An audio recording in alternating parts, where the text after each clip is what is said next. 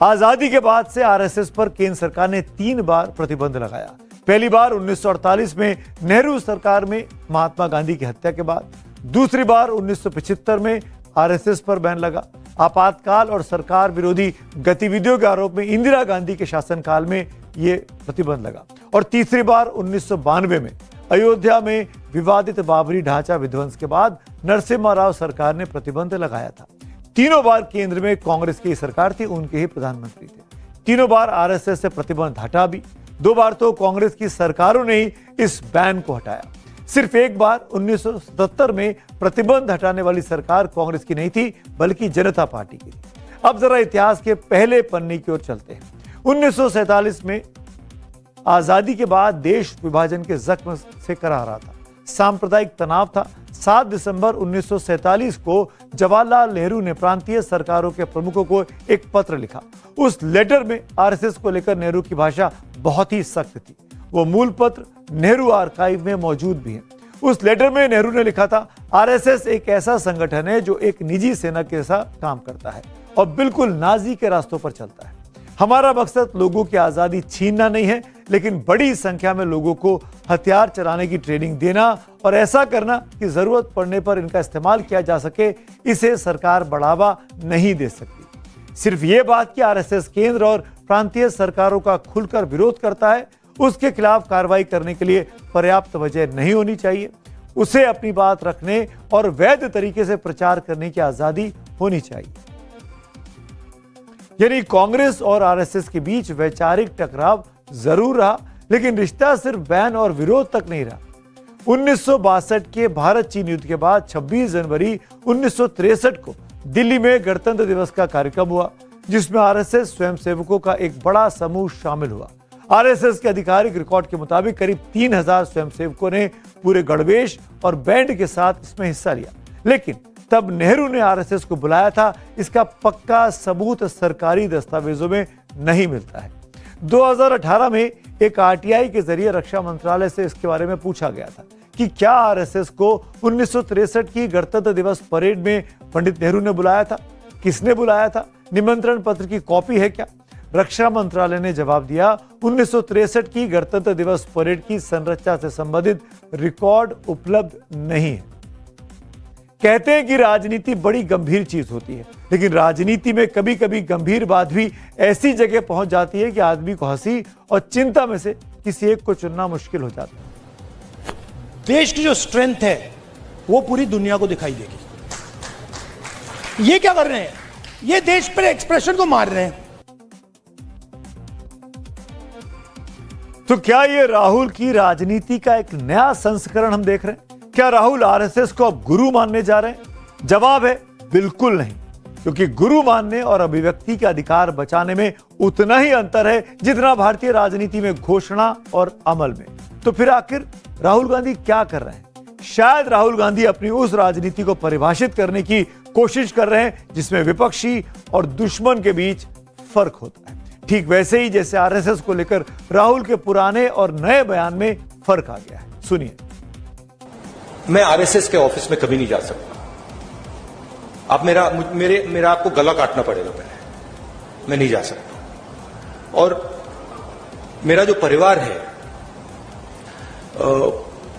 उसकी एक विचारधारा है, उसका एक थॉट सिस्टम है, थिंकिंग सिस्टम है।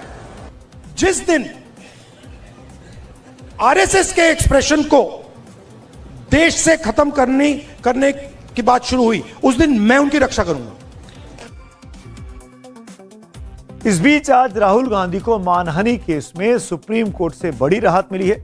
सावरकर पर दिए बयान को लेकर लखनऊ की अदालत में चल रही मानहानि की कार्रवाई को सुप्रीम कोर्ट ने रद्द कर दिया है। इसी मामले में निचली अदालत ने राहुल गांधी को समन भी जारी किया था।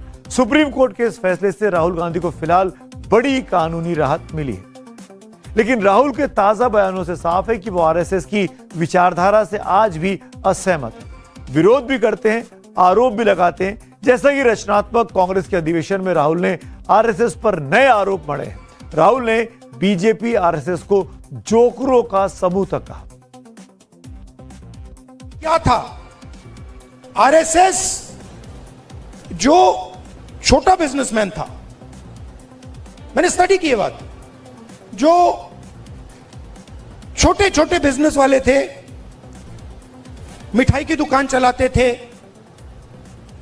सोनार थे, लोहार थे, इनकी फोर्स थी।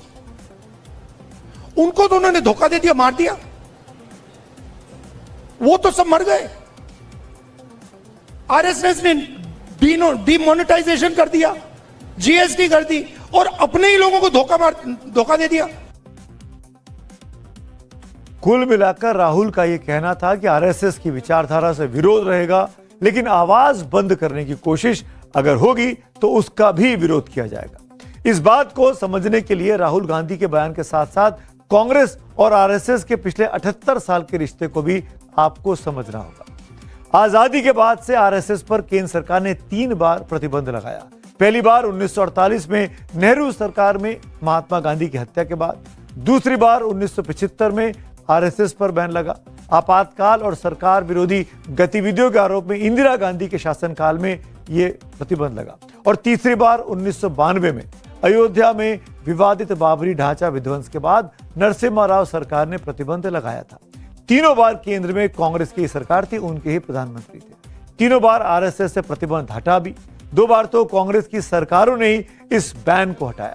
सिर्फ एक बार 1977 में प्रतिबंध हटाने वाली सरकार कांग्रेस की नहीं थी, बल्कि जनता पार्टी की थी।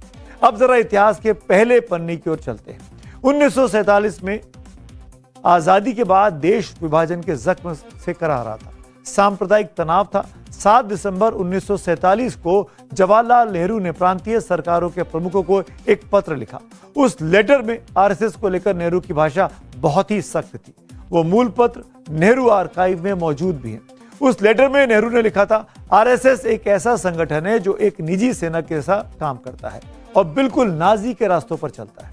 हमारा मकसद लोगों की आजादी छीनना नहीं है, लेकिन बड़ी संख्या में लोगों को हथियार चलाने की ट्रेनिंग देना और ऐसा करना कि जरूरत पड़ने पर इनका इस्तेमाल किया जा सके, इसे सरकार बढ़ावा नहीं दे सकती। सिर्फ ये बात कि आरएसएस केंद्र और प्रांतीय सरकारों का खुलकर विरोध करता है, उसके खिलाफ कार्रवाई करने के लिए पर्याप्त वजह नहीं होनी चाहिए।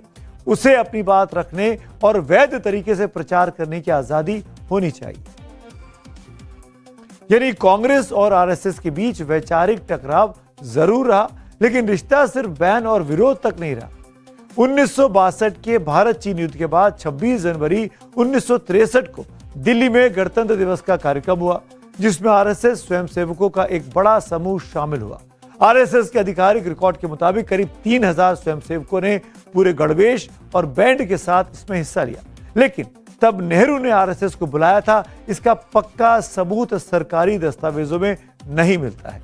2018 में एक आरटीआई के जरिए रक्षा मंत्रालय से इसके बारे में पूछा गया था कि क्या आरएसएस को 1963 की गणतंत्र दिवस परेड में पंडित नेहरू ने बुलाया था, किसने बुलाया था, निमंत्रण पत्र की कॉपी है क्या?